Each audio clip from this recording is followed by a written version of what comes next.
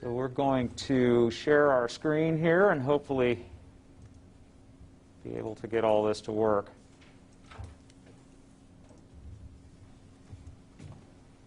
Thanks, Brian. All right. Like Tim said, I'm Chris Davis. I'm the Deputy Chief of the Portland Police Bureau, and today I'll give you a briefing on what we're seeing on a nightly basis, what we have seen over the last several weeks, and give you some ideas of what we're trying to do to mitigate this really challenging nightly event that we're experiencing in downtown Portland and some other places. But I want to start with a little bit of context.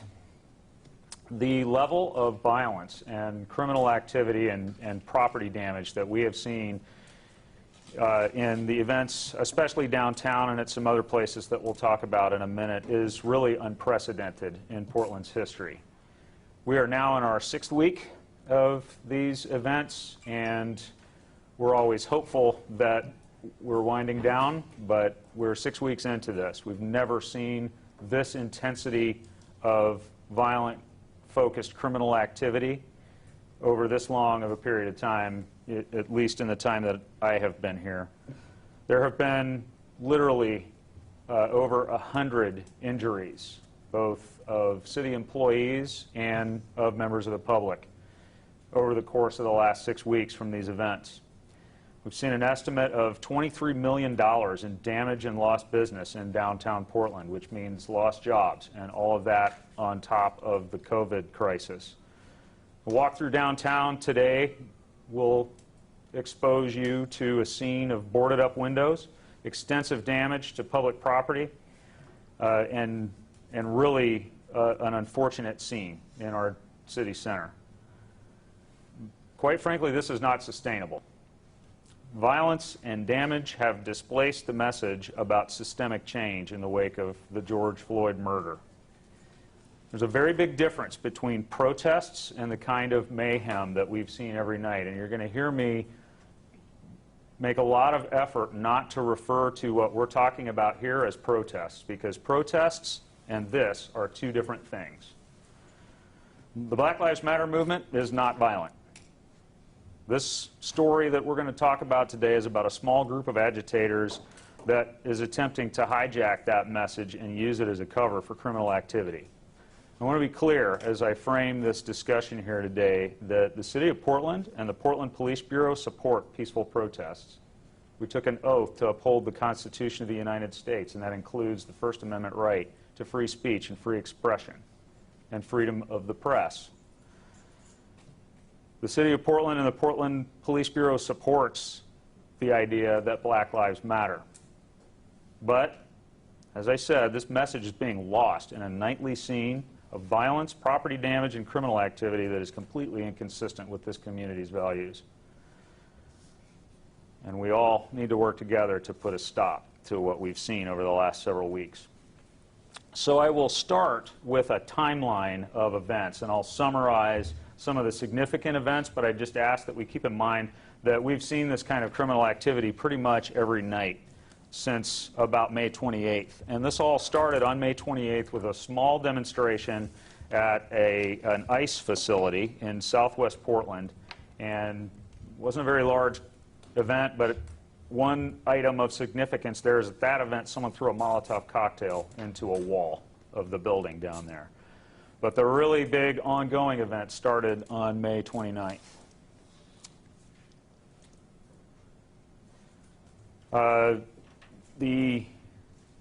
What happened on May 29th is there was a mainstream protest event, and then this group split off from that later in the evening. This was a more violent episode of civil unrest than I have ever seen in my entire career in the Portland Police Bureau, and really than in living memory. We encountered widespread burglary, theft, property damage, and fires being set downtown, assaults on police officers. At one point, agitators broke windows and stormed the sheriff's office records section in this building on the 3rd Avenue side. There was a group of records employees working there at the time. The office was ransacked. and there were fires set in the office. We encountered extensive vandalism to the federal courthouse, and thus began the unprecedented situation that we still see 6 weeks later. So this is some video here at the Justice Center on May 29th. There's a fire inside the building.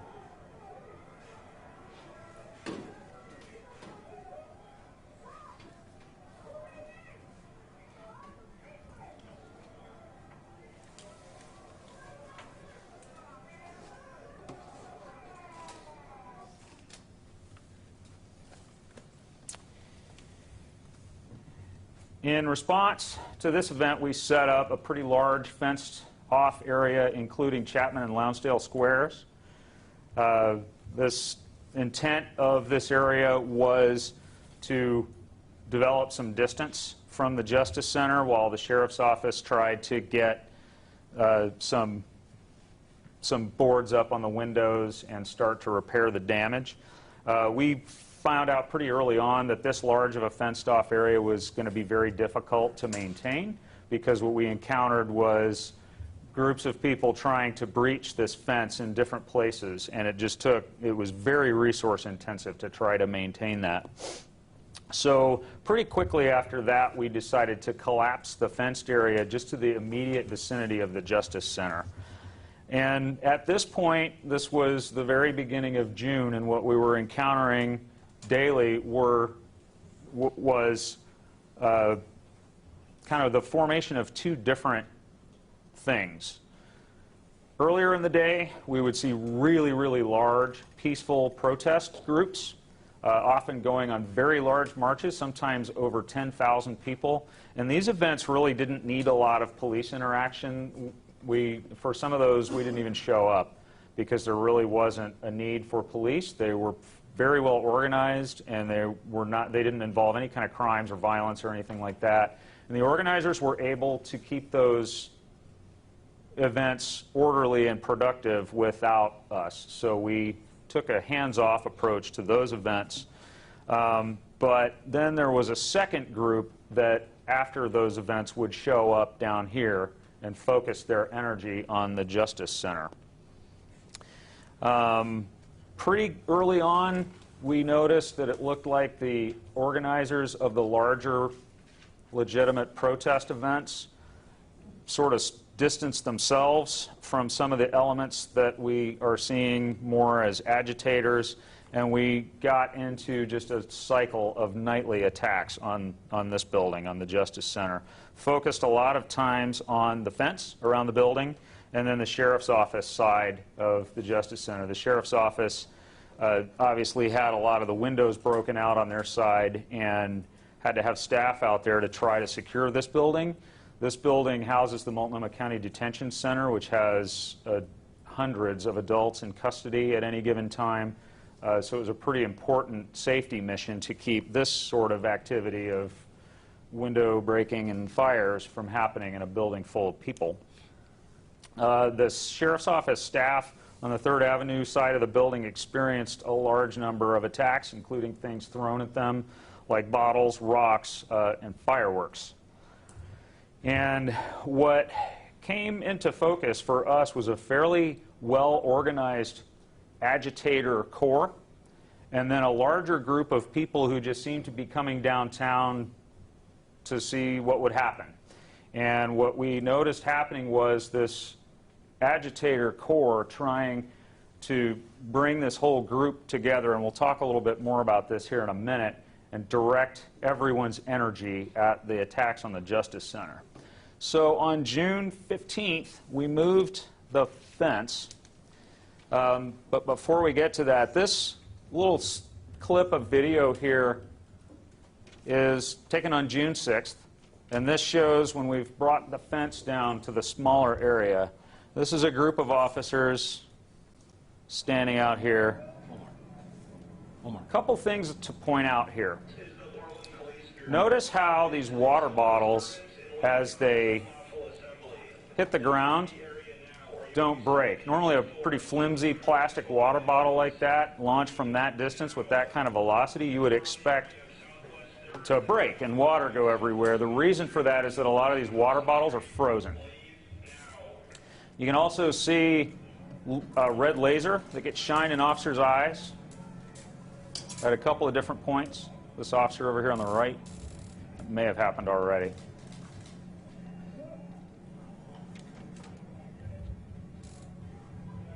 And you can look in the street and see some of the volume of projectiles that we were having thrown at officers at this point.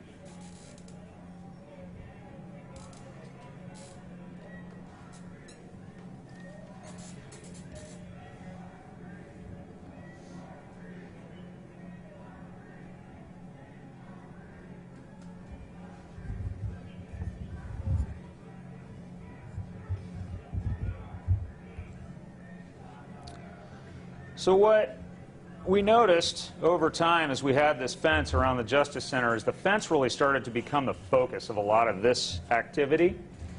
And we made a decision in an attempt to de-escalate this to take the fence down.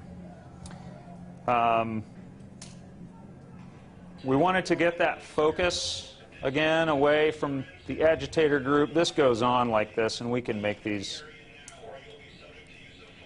videos available to you. We'll get to this scene here in a minute. But we removed the fence because it had just become the focus of the agitators. People were trying to knock it down. There was a lot of that kind of activity that you just saw of projectiles coming over the fence at either our employees or sheriff's office employees. And so we made a decision to try to just keep officers inside this building and only come out if there was some kind of attack on the building, in hopes that removing that fence and focus of the energy would de-escalate the crowd and they would stop what they were doing. Unfortunately, this did not work. Our disruptive crowd responded to this by actually increasing the intensity of their attacks. At one point, we had doors barricaded shut with a U-lock in this building. Plywood would be pried off of windows that had been broken. At one point, there was an attempt to access the First and Jefferson parking garage where some city vehicles are stored. There's also a fueling station in there. At one point, we had to station a group of officers in there to try to keep people from accessing that because of the obvious danger of fire. And we've got some other video that we won't look at here today in the interest of time of people piling up objects and dumpsters in front of the garage door to keep the officers inside. Lots of use of fireworks. The violence ratcheted up, the setting of fires, more vandalizing of businesses, and what it looks like was really an attempt to escalate to the point where we had to come out to protect life and property in downtown Portland, and then our officers would be attacked. And again, just the nightly attacks on the sheriff's office employees outside on the 3rd Avenue side. This went on for a while, and then on June 25th, we had an attack on our North Precinct at Martin Luther King Jr. Boulevard in Killingsworth. In this event, this is one scene of the building at North Precinct and some of the graffiti that was painted there. You can see a lot of references to killing police officers, headless pigs with police hats, those kind of things. This really sort of speaks for itself. And then a really disturbing development. Doors were barricaded shut, and here's just 2 examples of doors to the precinct that were barricaded shut. And you can see they used wood. They used screws. Our officers inside the building actually heard screws being driven into the wall with a drill to barricade these doors shut. And then, as you can see on the right, they set fire to the north side of the building, which contains some businesses, but that's all the same building. And we were very fortunate that that fire was interrupted before it caught that whole building on fire. That's a pretty old building with a lot of wood framing in it, and had this fire been able to take off with people barricaded inside the building, the results would have been catastrophic. One of the things that's important to note about this is that when the fire was set, it was actually set in a dumpster. It was on wheels, and then that dumpster was rolled up against the building to try to set it on fire. And again, you can see some of the sentiment that was painted on the walls of North Precinct. On June 29th, our group came back downtown and did some fairly extensive vandalism to City Hall. You can see a security camera that was destroyed there and a lot of spray paint on the stone surface of the building and a city vehicle there. And then on June 30th,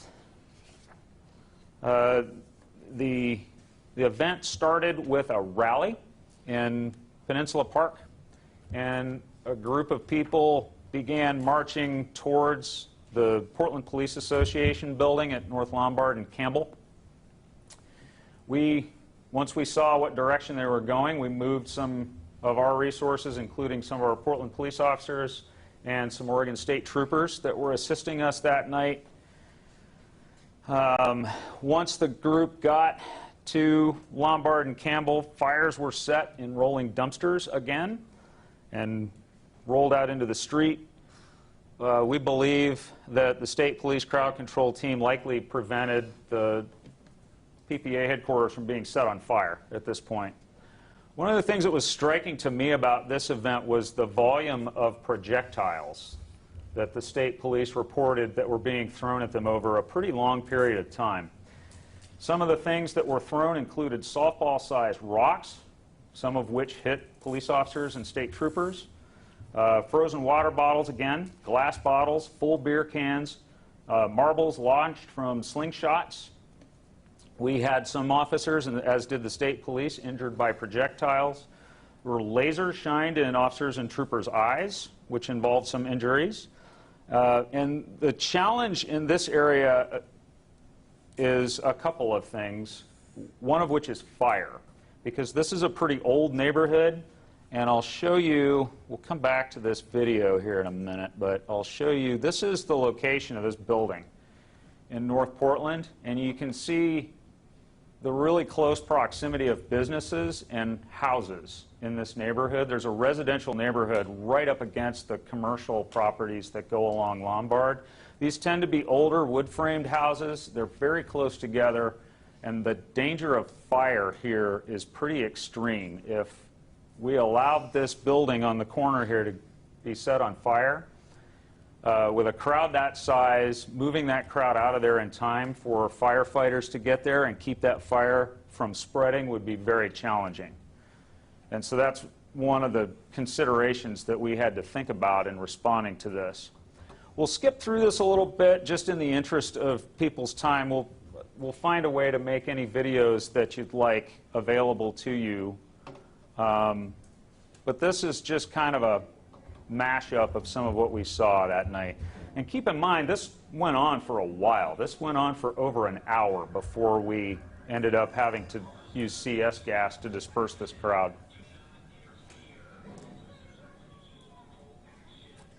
You can see some of the projectiles being thrown, a lot of stuff in the street already. There goes water bottle right there. We're also using smoke. You can see some of the fires that were lit in this video. And this is edited for time. This video is well over an hour long, but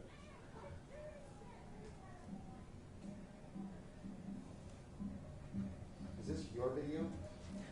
This is video that we've obtained from open source from a variety of sources. But no, this is not video that we took in the Police Bureau. We got this off of open sources.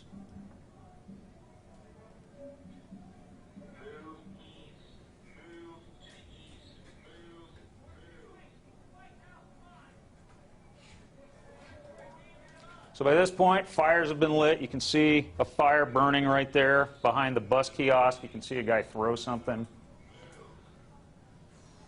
right there. So the officers had to move up to try and address this fire that is right next to an apartment building.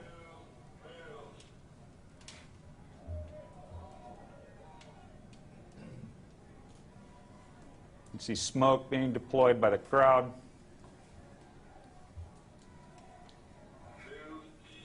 And at some points in this, you'll see where our officers deploy smoke. That big plume of smoke is where they just put the fire out.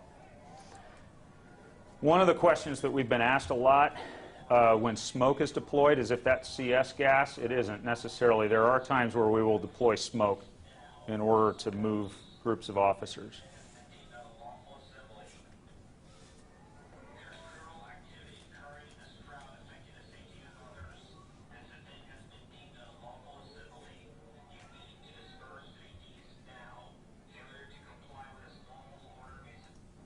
This goes on like this. You can see the change in the energy level in the crowd. Did you see that right there?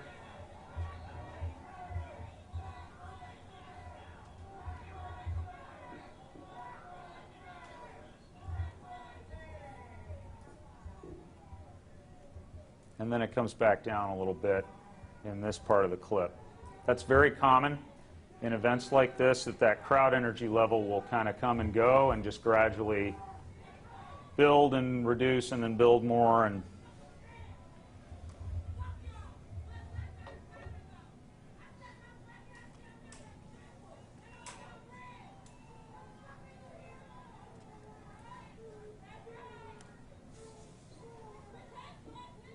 that's smoke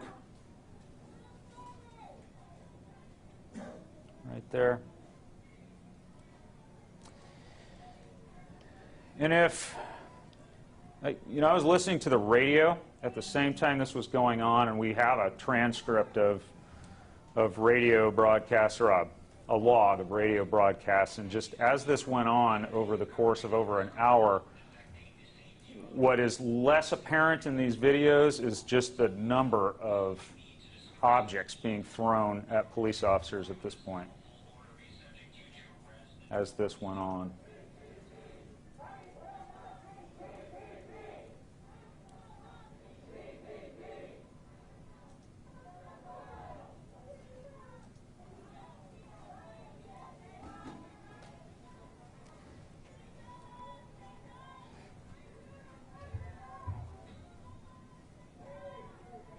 And there's where some of the fireworks starting to get fired at officers. In a little while, we're going to talk about some crowd dynamics that we train on.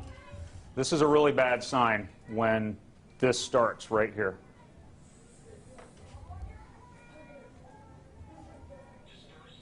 Because again, we're in a residential area full of wood frame buildings. And at this point, we've just given the CS gas warning. You're pretty deep in the crowd, so you can't see the activity that's going on up ahead.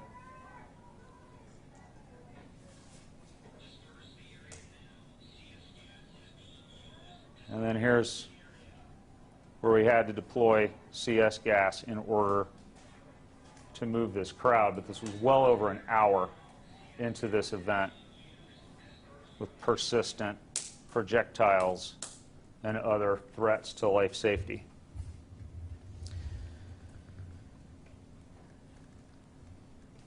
So then we move up to July 4th. And on July 4th, there was a large group that gathered for a rally in Lonsdale Square. They attacked some of the Federal Protective Service officers that were trying to protect the federal courthouse. At one point, someone launched a mortar-style firework into the building. They actually got the doors open enough and launched a mortar inside the building. And at that point, evidently the Federal Protective Service deployed CS gas again to disperse the crowd. The crowd regrouped, began walking in streets downtown, threw fireworks and other objects at officers, again set fire, damaged property. We'll show you some video from that night. There's a few things that are, I think, that these videos help understand. We're going to talk about the role of fire in this type of events here in a little bit, but pay attention to the fires. You can see some really low-grade, like ground-level fireworks going off over there. The green lasers, we're going to talk about those here in a minute. And these people are burning a flag that's up against the plywood on the 3rd Avenue side of the building, on the sheriff's office side. This is fairly early on in the event. See, it's a fairly large crowd here.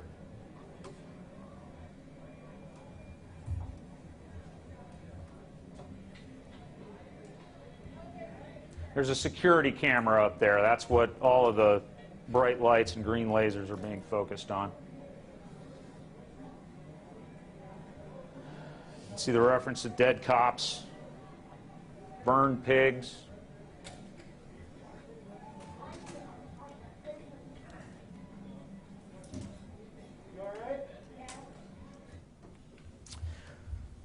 So we are continuing to see this kind of activity. I wanted to just in the chronology give you some of the high points that we've seen so far.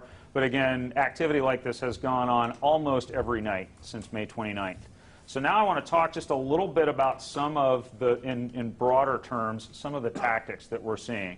We'll make this available as a PDF for you. This is not secret information here. We got this off the internet. This picture popped up a lot on social media and on the internet right as events began. I'm not sure exactly what the origin of this is. We're still working on trying to figure this out. But this is not our diagram. We got this off of the internet. And I won't read this to you because you can really see it yourself, but I want to point out a couple of the more noteworthy elements of this strategy here. These shield soldiers up here, these are the folks all the way up at the front line. Peaceful protesters, often by the organizers of this kind of thing, they'll try to get the people that just kind of show up to see what's going on, but they're not quite all in on throwing things and engaging in violence. They'll try and get them to go up towards the front, and I'm going to show you a video that illustrates a lot of this here in a minute. And then the light mages, those are the people with the laser pointers right there in blue. You'll see people with slingshots. Fire mage. I didn't make these terms up, and I don't know if this is what everyone calls these, but these are the people who throw flammable stuff and fireworks, all the way back to the communications people and some of the people who are trying to organize the group. What we have learned over the years about events like this is that agitators will come to events with other people who are into whatever's going on to varying degrees, and their objective is to use crowd dynamics really to get people to stop being individual identifiers and become collective identifiers, and then direct that energy against their objective, which in this case is usually the Justice Center. You'll hear a lot of times when we interview people who get arrested for crimes related to this kind of disorder that I don't know why I did that. I don't know what got into my head. I just got swept away in the moment. And that's really the objective here, is to try to generate that process. So this is some video. This is from June 11th, I believe. Whoops. Helps to hit the right button. This is from June 11th in downtown Portland, right over here at 1st Avenue, and I think that's Madison Street. Excuse me, 2nd and Jefferson. So on the right-hand side are the people. You'll see this get organized fairly quickly, but the police are actually off to the right. I promise this gets more stable here in a minute. In a minute here, you're going to see everybody's hands go up almost at once, and you'll hear somebody yelling, "Hands up," because they're getting commands from the police officers, from the police down the street. And by this point, there's been projectiles launched and thrown at the officers.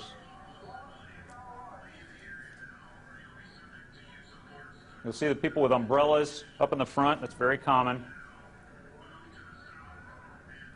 But the real action is going on behind this group of people with their hands up, and you're about to see that right now. See that guy telling everybody, "Get your hands up"?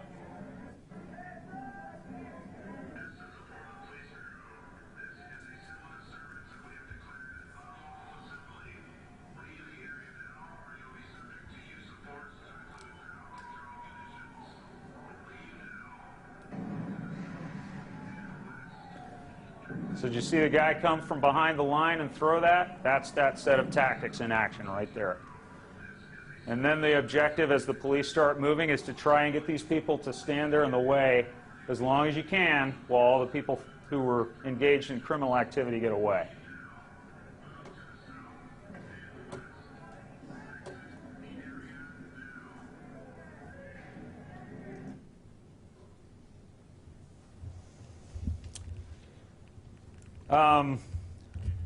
One of the reasons why we believe that the 3rd Avenue side of the Justice Center is often the focus of this is the park across the street gives sufficient depth of field for all of those layers to come together, and it's also a really ready source of supply from behind the line, if you will, on 4th Avenue. It's really easy to get a car down 4th Avenue, and we've seen where crowds have been supplied with things to throw at police officers and other items from 4th Avenue. And so that's not a new phenomenon. It's been like that for a long time, but that's one of the reasons why I think you see this happen so much on the sheriff's office side of the building. It's not necessarily that they're directing their energy at the sheriff's office. It's just it's a much better place to engage in tactics like this in terms of the environment. And then here, this shows some of the organization efforts. Again, trying to get that group of unconnected people to start thinking together and moving together in pursuit of whatever the objective is. And so what you're going to see here, this is on July 4th. This is after the Federal Protective Service has dispersed the crowd that was in the park after the attack on the courthouse. And the group is fairly disorganized, but just watch how people are trying to regroup this group of people so that they can get them back focused on that common objective.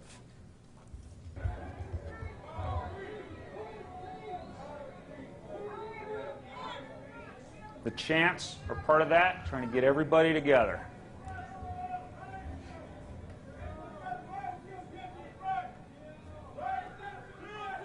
They're calling for shields to move up to the front. This group is not restricted from leaving this area at all. They can walk away behind the view of the camera all they want. They are not trapped in this area at this time. They're just reorganizing themselves.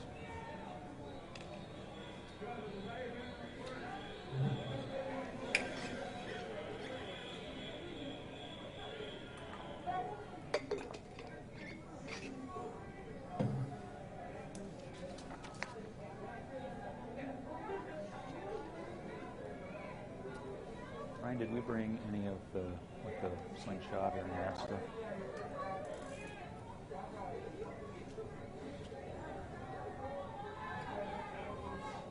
So you see the umbrellas there. It's not raining when this happened. This was July 4th.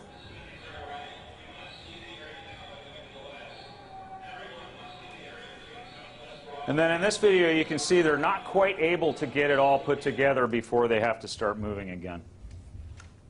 But that's one of the challenges in policing things like this is a lot of times, if we allow that group to come back together, then we know that we're going to be facing more violence. But you really have to be careful as you're watching that crowd, and you have to be able to read that crowd really well and know that that's actually what's happening before you're going to take any kind of police action.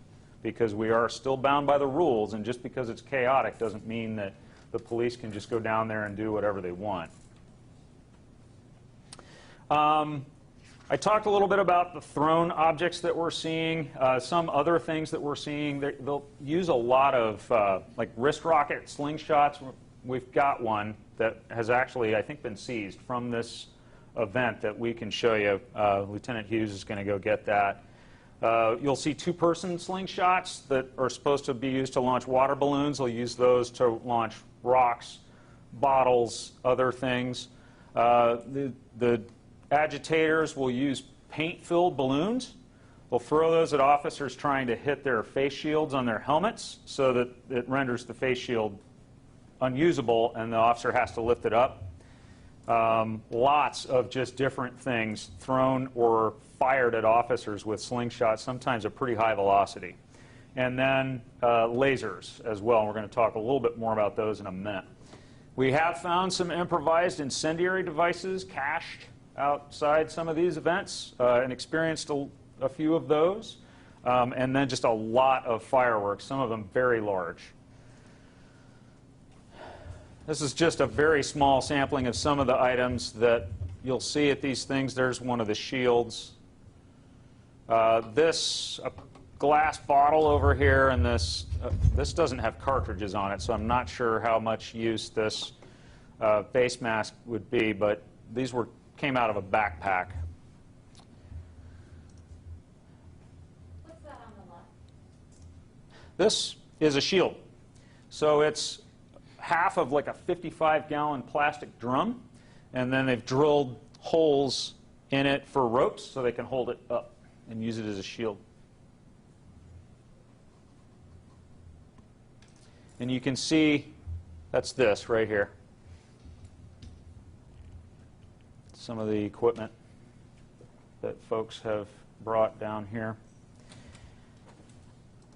We'll talk a little bit about the lasers. And pretty early on, we saw a shift from red lasers to green. We're going to talk about why that probably is here in a minute. But lasers have been shined in a lot of officers and state troopers' eyes. We've had a lot of eye injuries reported from this. And you can see on the left some laser operators in action.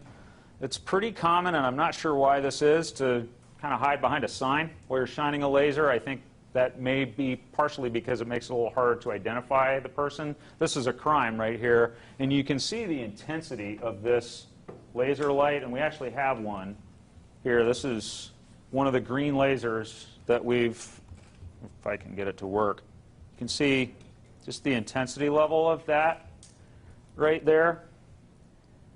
Can you do that one more time? Yes.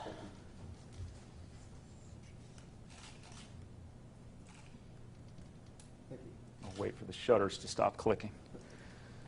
And right there, this is an actual piece of equipment that was seized in one of these events. There's the warning label that says not to point this in people's eyes. Why green? Green lasers apparently are effective at much longer distances. They can actually seriously damage your eyes out to 52 feet. You looked at that earlier video from June 6th. Those officers are maybe 50 or 60 feet from that line. And then they can flash blind someone out to 245 feet. And they're a distraction hazard, as you can see, almost to 11,000 feet. At some points, we have had these directed at aircraft from these events. I want to talk a little bit about fire, because this is important in crowd science. So the role of fire, the use of fire in these events is usually intentional.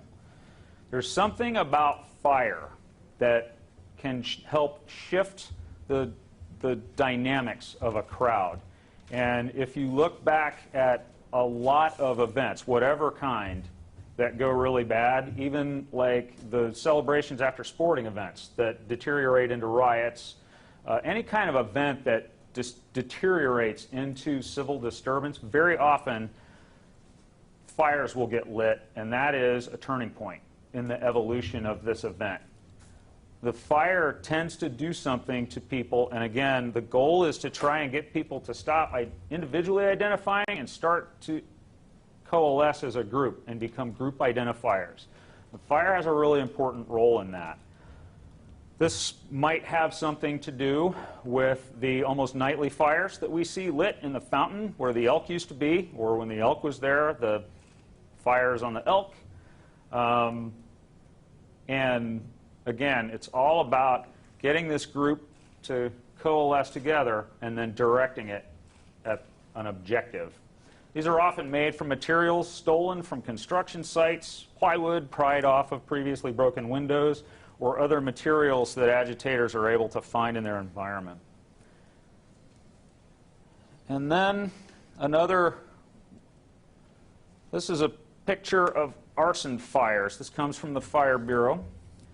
This is just from noon on May 29th to noon on June 8th. This map is probably a lot more populated by now, but that is not a normal volume of arson fires for a 10-day period in downtown Portland.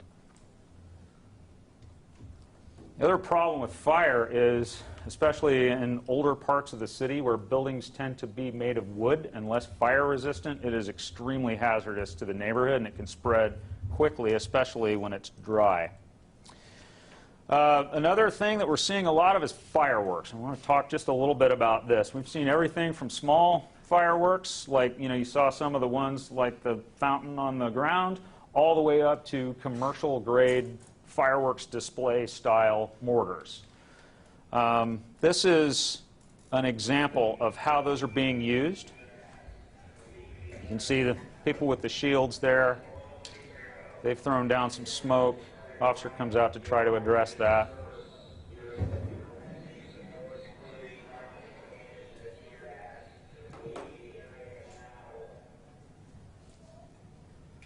You can see an officer stomping out one firework that was thrown. This is on July 4th.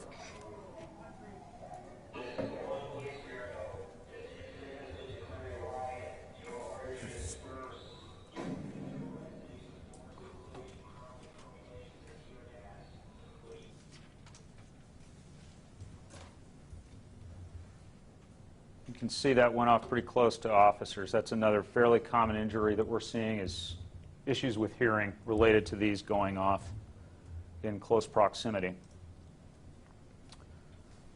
This is another example of the same thing. This has become almost commonplace.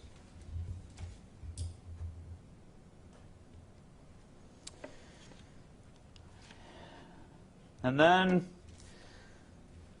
talk a little bit about doxing. At one point during this event, when the fence was still up, there was somebody down there with a bullhorn reading off names and home, or at least what was purported to be home addresses of police officers. This is just one example of lots of stuff that's out there on the internet. Obviously, anything that comes out in tweets you take with a grain of salt, but this is just gives you an idea of the sentiment that's out there. And then this, I've redacted the addresses here. Not all of these are necessarily accurate. This is online right now. So you can see that there are attempts to get names and addresses of police officers. This is why we made the switch away from name tags on police officers to personnel numbers, to try to prevent this.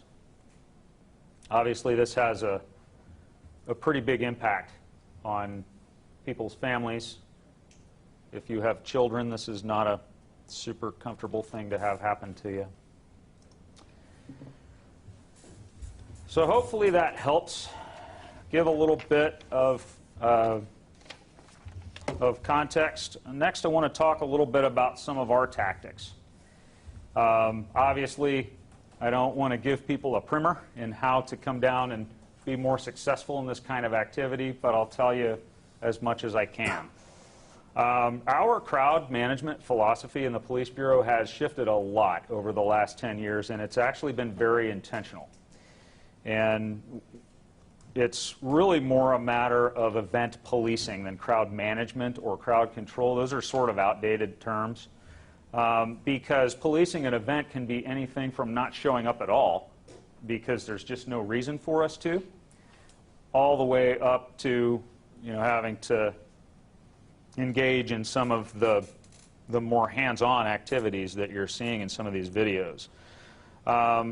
Usually and as I said earlier, for some of these really large actual protest groups, not showing up at all worked just fine because these were really well-organized events and they didn't need us to make their point.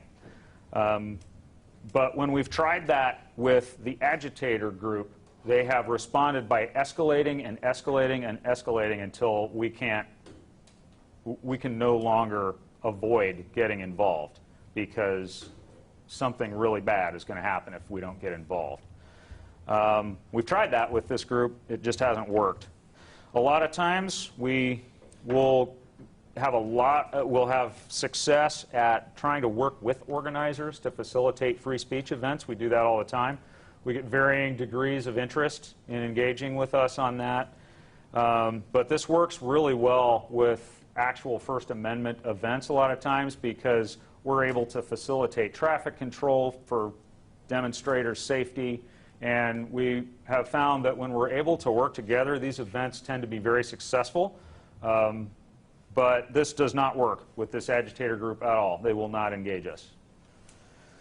At one point, when we were trying to address the night after night issue in the park out here, we tried just stationing officers in the park, just in regular uniforms, just to be out there as a police presence to see if that would have a calming effect on people coming into the park for the evening.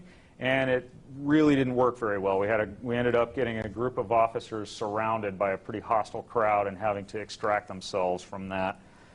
Like I mentioned before, we tried retreating into the Justice Center and just not engaging the crowd, but to keep up that constant escalation until it would be irresponsible of us in terms of our public safety responsibilities not to go address the issue.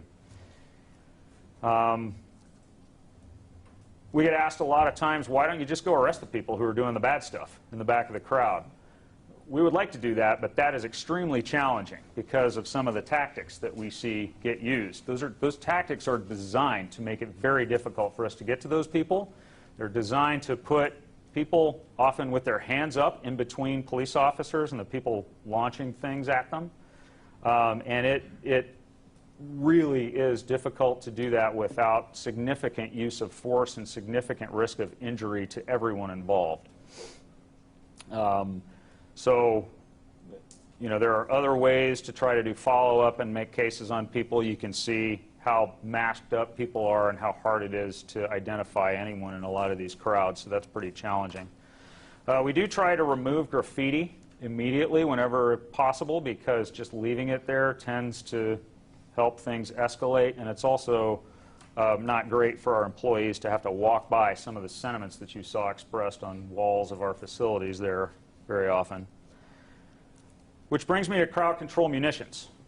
I know that there is a very significant conversation happening about CS gas right now, and so I'd like to spend just a couple minutes talking about CS gas and the reasons why we use that. CS gas is really a tool that's used to deny area access when a crowd has escalated to a pretty significant level, like a riot. This is not something that we like to use, and prior actually to the Election Day events of 2016, nobody can remember a time when we used it in the Portland Police Bureau. We think maybe it had been used by some other agencies back in the 60s in Portland, but that's how long it had been.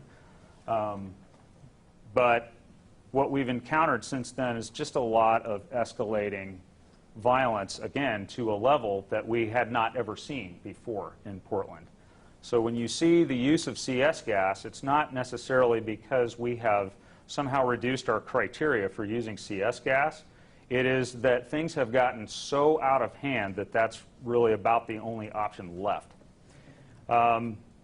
We have a very clear policy on that that's available online that you can look up. I won't read that to you, but some of the things that we do, if it comes to that, are we will give multiple warnings, and including a direction to go. Because the thing about CS gas that distinguishes it from pepper spray, if you get exposed to that, is with you for about 90 minutes. CS gas, to stop being exposed to it and stop feeling the effects of it, all you have to do is walk out of it. So we'll give people directions on where to go to avoid this. I've listened to almost all of these on the radio and listened to our incident management team try to lead these events. And there's one instance in particular where the officers had been taking rocks and bottles for a really long time, and it was time to disperse the crowd, and the incident commander wouldn't let them deploy CS gas because they were still seeing people trying to leave, and they waited until everybody who was leaving left and until there was nobody else leaving that crowd, and the attack was still happening before deploying CS gas. And the alternatives, in the absence of that, are not very good, because if I have to send a group of officers into a crowd like some of the ones that you've seen here to address criminal activity inside that crowd, there is a very high risk to a near certainty that someone will get hurt.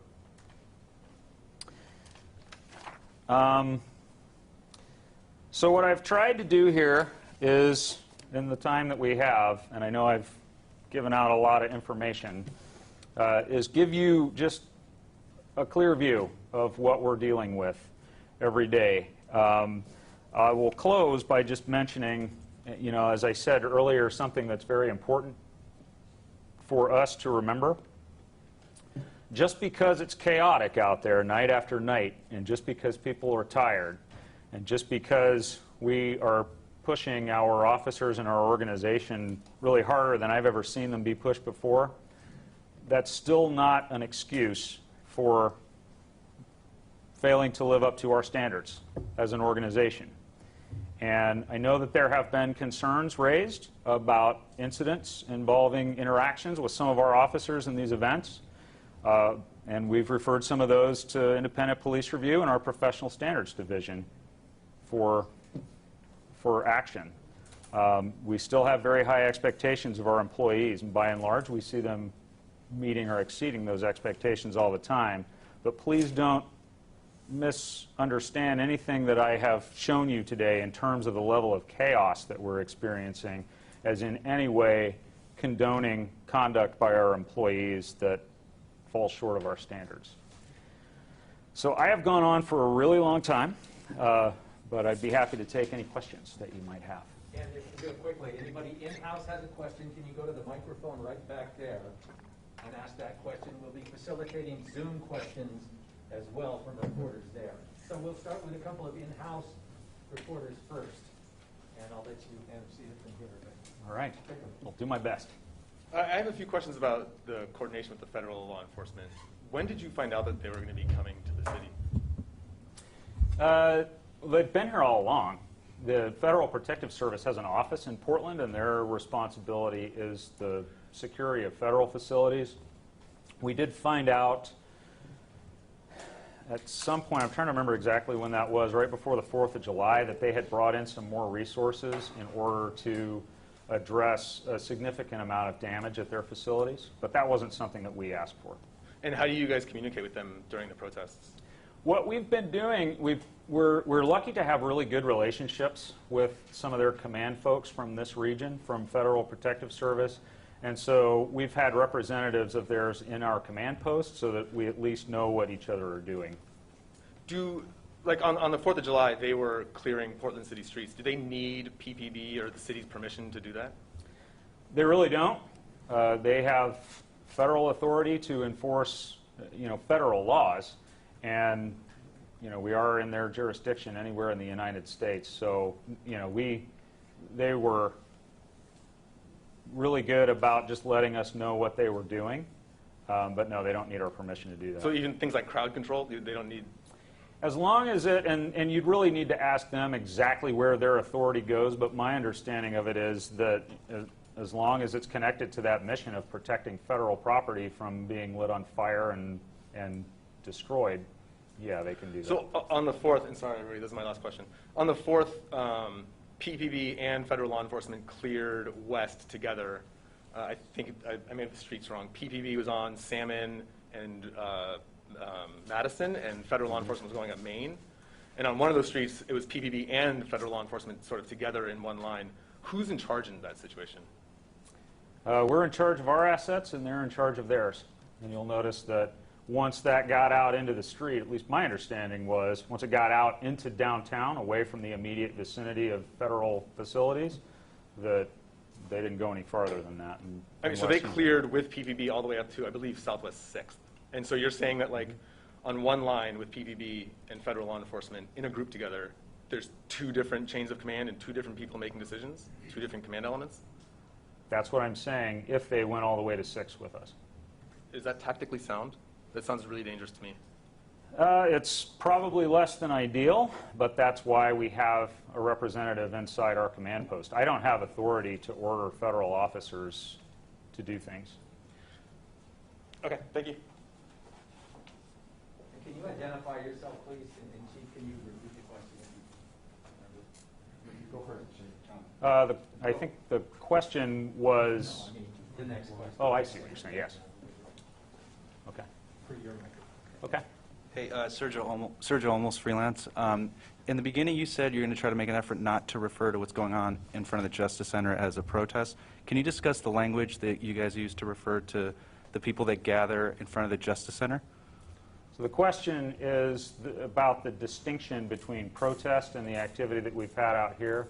And to be clear, we have seen some protest out here. When a group of people gathers and makes speeches about their cause, that's a protest. When a group of people gathers and sets fires and starts attacking police officers and vandalizing government property and all of that other kind of activity that we've highlighted here today, that's not protest. That's criminal activity, is really what that is. And so we have really been very careful to make a distinction, because what we don't want is to conflate peaceful protest about legitimate issues with criminal activity. Those two things don't go together, and we don't want to facilitate the loss of that message about social issues to the story about the criminal activity. Can I just follow up quickly? When they start gathering prior to unlawful assembly being declared, are you still referring to them as, like, I think you said agitators earlier? Are they protesters that turn into agitators, or anybody that gathers at Justice from the start, is that, like, are they agitators in the language you guys use? Now, I'm not going to say that anybody who gathers out there prior to one of these events is an agitator. That would not be fair for me to say. What I'm referring to as agitators are people who come down here throughout the night and attempt to instigate attacks on other people and destruction of property. But it's not as simple as just saying everyone who shows up in the park across the street is one thing or the other. You can be a protester holding a sign at 4 o'clock in the afternoon, and then at 10 o'clock at night you might still be a protester holding a sign, or you may have switched roles. That's really not up to us. That's up to the individuals engaged in the activity. Thank you. Hi, Nick Budnick, Portland Tribune. I heard you say at one point that there's no that efforts to dialogue with organizers doesn't work. What actually have you done to reach out to organizers? What have you done to dialogue with these people who are downtown at the Justice Center? What are you doing to try to de-escalate? I haven't heard much about that. So the question, as I understand it, is a couple things. What have we done to try and establish dialogue with the people engaged in the criminal activity out here? And then what have we done to de-escalate? The second part of that's going to be a lot longer. I tried to cover a lot of that in here. But we have tried to have our liaison team officers go out. We established that program about a year or more ago with specially trained officers to go out and try to make contact with event organizers or people that can help us facilitate whatever event that they want to have. We've tried sending them out to identify people to talk to about maybe moving these events in a productive direction, and received no interest from anyone in the crowd in engaging in that discussion. So that's it. That's what you've done. To try to make contact with the crowds, yes. To try to de-escalate the situation, the first thing we tried to do was set up the fence after the first night in which the situation just kind of showed up on our doorstep. And then we shrank the fence because the size of the fence was becoming a problem in another attempt to de-escalate what was going on now night after night. And then we tried having officers out of sight, and that didn't work. We tried taking the fence down to de-escalate things, and as I said earlier, take away that focus of a lot of the energy that was developing around that fence. That didn't work. That actually resulted in a lot of issues for us, and we continue to gauge these situations as we encounter them, and sometimes we don't get involved. The last couple nights, at least until I think late last night, we were able to not engage at all. And sometimes, as one of the de-escalation tactics I talked about earlier was just not showing up at all. Thanks. Hi, Clara Shada with KBOO News. You've mentioned the various ways that officers have been attacked, from mortars, frozen water bottles, all of those things that you've listed. Can you tell us how officers have been injured and how many have been hospitalized? I think it depends on what you mean by hospitalized. I know we have had to send a few to the hospital. I'm not going to talk about specifics of employee injuries because I cannot give specific details of this officer sustained this injury and had this medical treatment. But in general, as I said before, we've had officers injured by things that are thrown at them, and we've seen a fair number of hearing-related injuries because of fireworks that were thrown at them, and then problems with eyes from having lasers shined in their eyes. And you mentioned that earlier with the green lasers, so that has caused damaging effects. Can you describe for officers or anyone in general how that would manifest into an injury? Some ways that might manifest into an injury is trouble seeing. Obviously, but like for how long would your vision be delayed, for example? I don't have enough medical knowledge to know, and I think it's a function of how close they were to the laser and how long they were exposed to it. And just to clarify, there have been folks in varying degrees, officers have been hospitalized. I know that we have sent officers to the hospital. I know Okay. of no hospital admissions thus far, and that's one thing that obviously we're very thankful for because it certainly could have happened. We've been very lucky up to this point. Great, thank you. Hi, Lachey Wesley with K2 News. Are any decisions or opinions from elected officials keeping Portland police from holding them back from possibly stopping any protests or taking any specific action? I don't like to look at decisions. We had a law passed in the special session about CS gas, for example. We took an oath to uphold the law, and that law was passed through the way laws are passed in Oregon, and so we will work within whatever constraints we are given to try to keep people safe and to prevent property destruction. I'm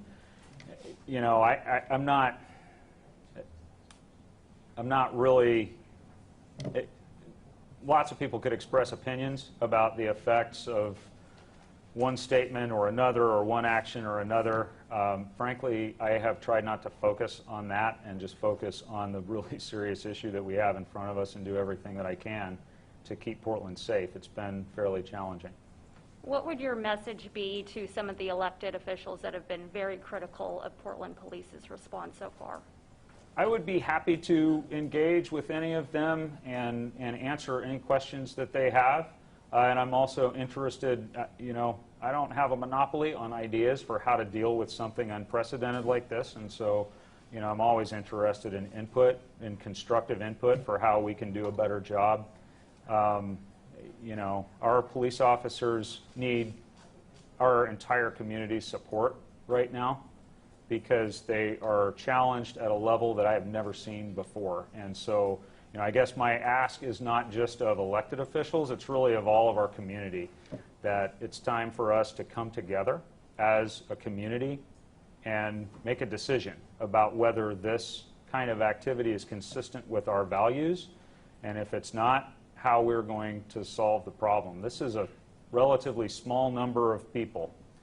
At its largest, these agitator-type groups have been maybe a couple thousand. There's 640,000 people who live in this city, so I still don't believe that those actions represent the values of this community. And this will be my last question, but you were describing some very sophisticated tactics. Mm-hmm. Do you suspect organized crime? Is this how you're investigating this? So I know the question is, that term was used at the beginning of protests. so the question is, do I suspect organized crime given the level of organization? No. I don't think it's quite to that level. Yes, I think it is an organized effort because it speaks for itself to see the same kinds of activities night after night after night. That suggests a level of organization and coordination, but I'm not going to go quite so far as to call this organized crime.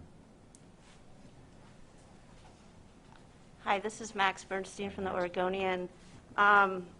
You've spoken about the challenges and the different tactics the Bureau's taken, putting up the fence, moving it down, taking officers away from the front of the Justice Center. And you've said this is not sustainable. So what steps is the Bureau going to take going forward if this continues on a nightly basis? And that's why, and the question is, what steps will we take going forward given the drain on resources to the organization from night after night of this?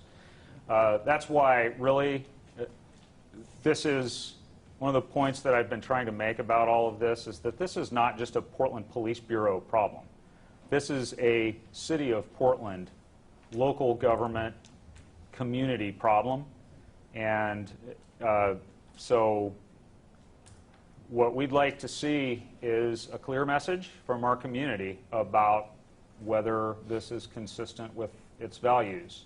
I think that goes a really long way. I happen to be a big believer in community policing, and we're not going to ever be able independently to just police our way out of a situation like this. This takes all of us in Portland to get together and just send the message that this isn't acceptable. And follow-up, are detectives still able to investigate crimes that are occurring and coming into them in the last 6 weeks? Related to this? No, unrelated. So the question is whether detectives have been able to investigate crimes unrelated to this.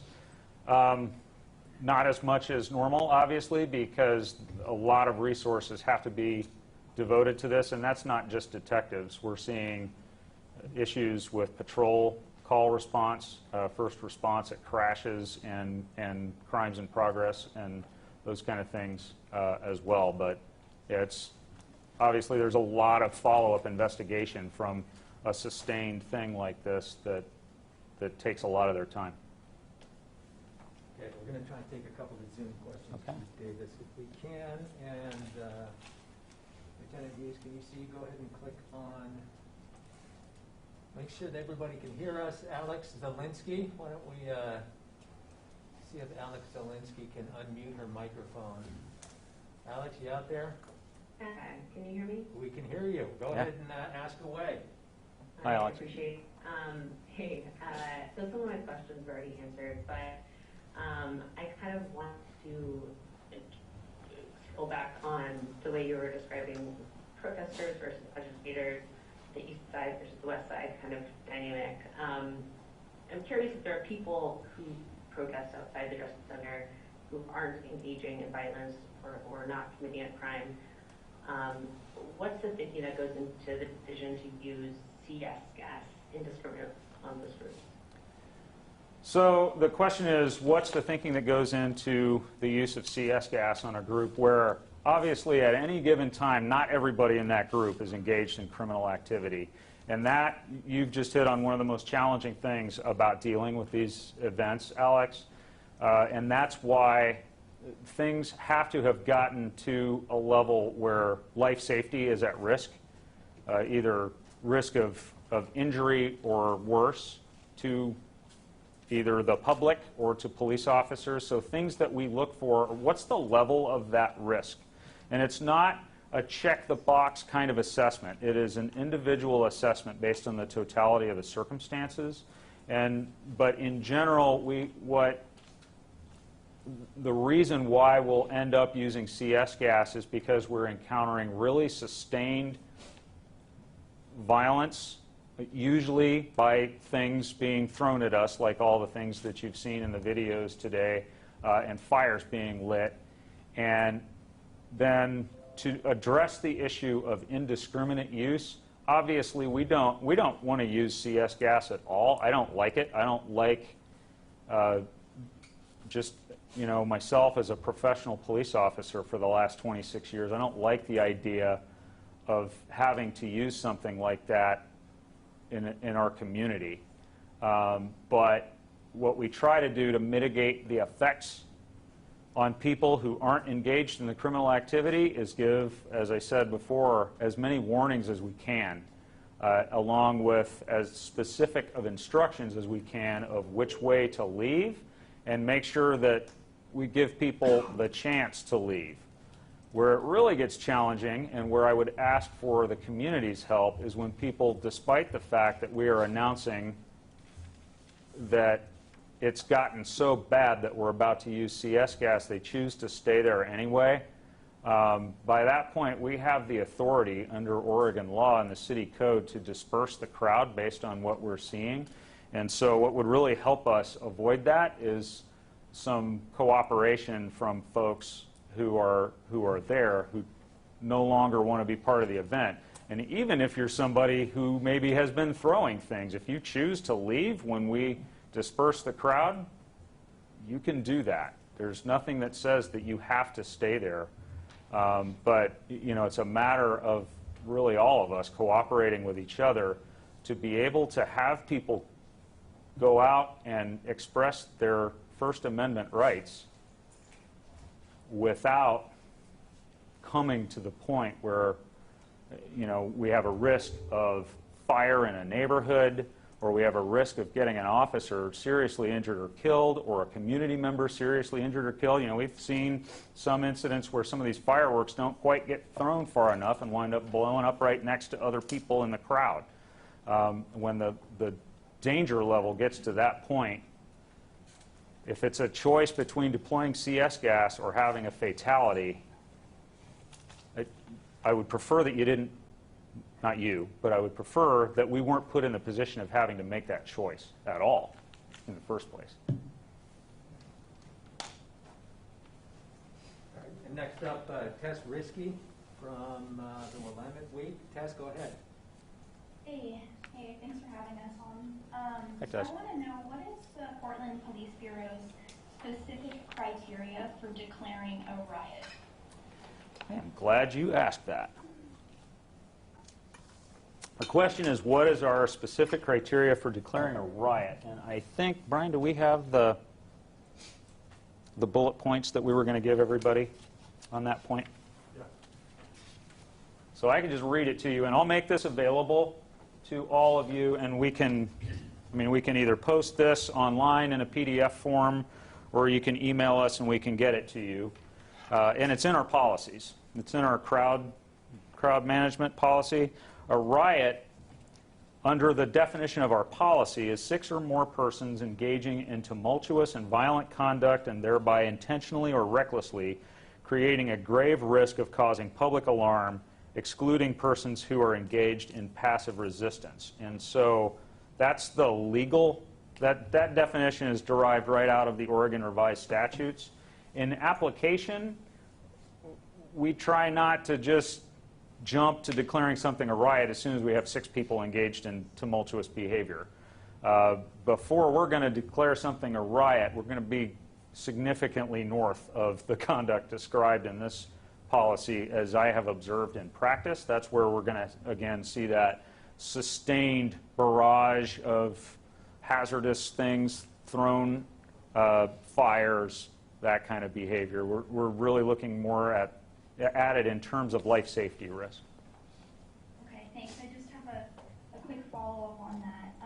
I'm wondering, should we expect the Portland Police Bureau to declare riots more frequently now following the passage of House Bill 4208, which prohibits tear gas except in situations of a riot?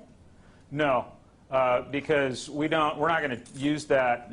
What I don't want to do, and I want to be really clear about this, I don't want to ratchet down our criteria for using CS gas just because we want to be able to use CS gas. The way we approach this question is, how can we get out of this situation without having to use force in the first place?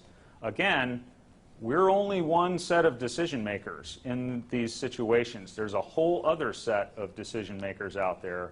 And so what we would ask of them is that they choose to express themselves all they want, just don't engage in activity that's dangerous to other people. I will be very happy if I can go the rest of my career without ever seeing us have to deploy CS gas. The reason why we're seeing more and more CS gas has to do with the really unprecedented levels of violence that we're seeing, and not that we're trying to find excuses to use CS gas. That would be irresponsible of us to somehow ratchet down the definition of a riot so we can get to CS gas quicker. Okay, thanks. I just have one more quick question and then I'm done. Sure. Who makes the decision to deploy CS gas during protests? Like, how does that work in the chain of command, and how does that get communicated to the rest of the police? So the question is, who makes the decision about the use of CS gas? And I would extend that probably to these definitions. That's our that's our Crowd Management Incident Commander, CMIC. These are generally captains or commanders in the organization with a lot of experience managing these kinds of events, and then we have a training program that we put them through at the command level that includes managing crowd management scenarios so that they can get real-time opportunities to think through some of these scenarios and get critiqued on them. But we're pretty careful about selecting and then training these people so that we get better outcomes. But it requires some specialty training. We don't just make any captain or commander a crowd management incident commander. Okay, one more from Zoom. We're going to go with Everton Bailey from the Oregonian, and then we'll come back in-house. Hey everybody, thanks for taking my question. Absolutely. So Alex did ask something similar, but Deputy Chief Davis, you said a few times now that there are a small amount of agitators in the crowd nightly who are engaged in misconduct, but reporting from the media and other folks on the ground have shown that the majority of people impacted by CS gas in particular aren't engaged in any criminal activity. And so my question kind of focuses more on the June 30th protest in North Portland, because there are people who were hit by tear gas who had nowhere to go and weren't part of the demonstration. So my question is, what does the police bureau have to say to those people who've been hit by tear gas while stuck in their homes or stuck in traffic in their cars or waiting for the bus or the MAX train? Why should the public feel as confident as the police bureau does that tear gas is still a viable option? So the question is related to people who are not engaged in the event at all, who may be exposed to CS gas.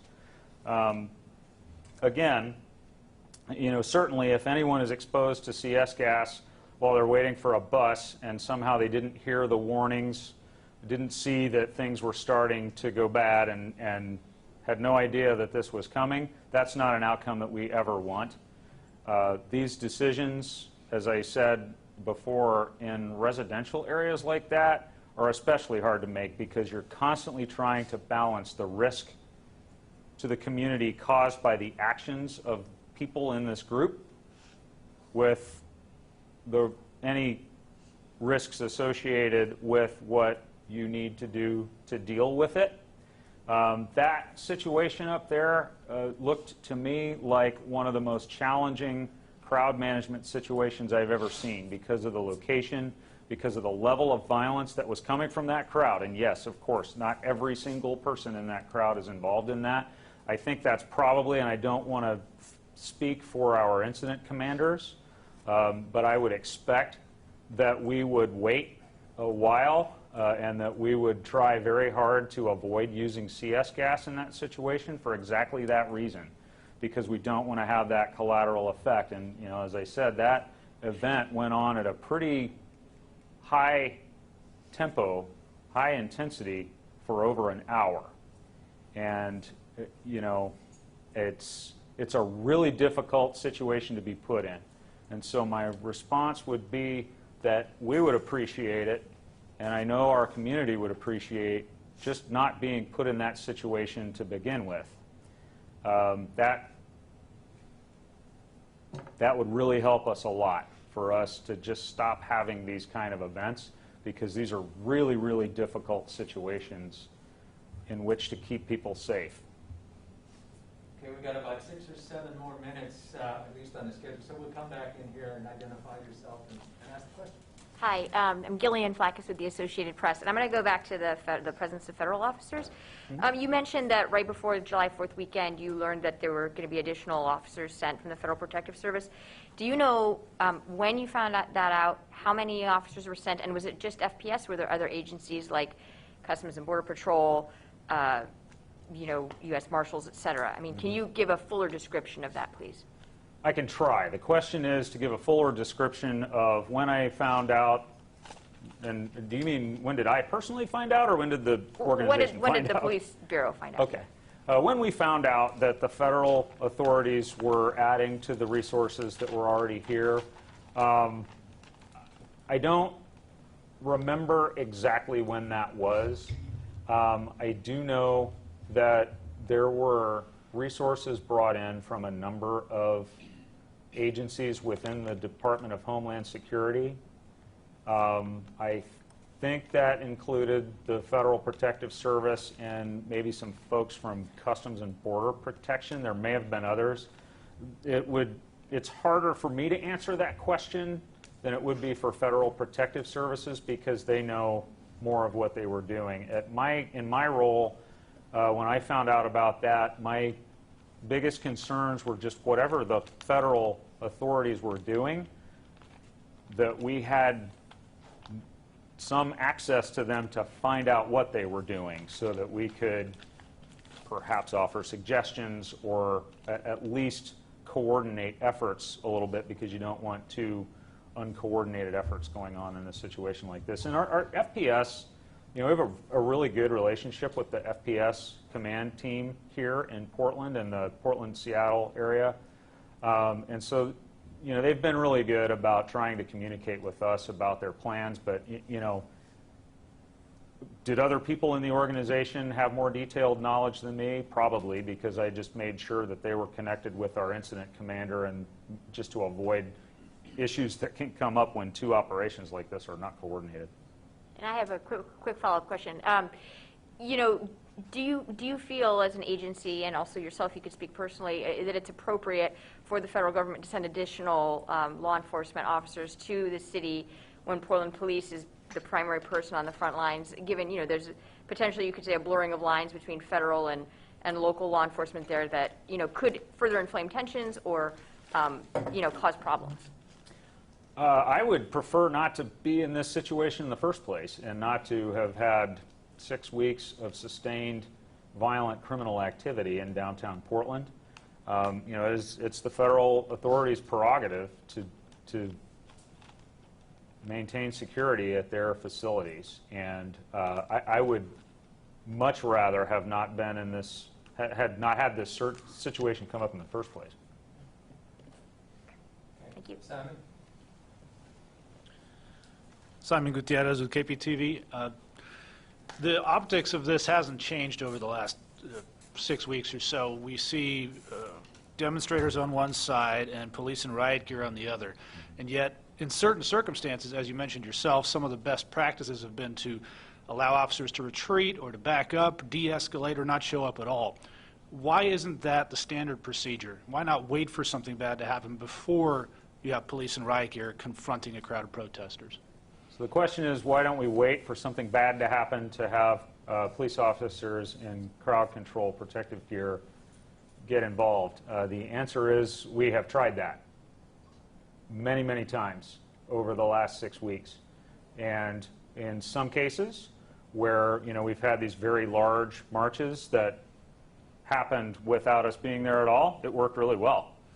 In some cases, the people involved decided to escalate things and set fires and continue to damage property and attack the sheriff's office employees standing on the front of this building, to the point where it would have been irresponsible of us as the people responsible for public safety in this community not to try to do something about this significant and growing threat.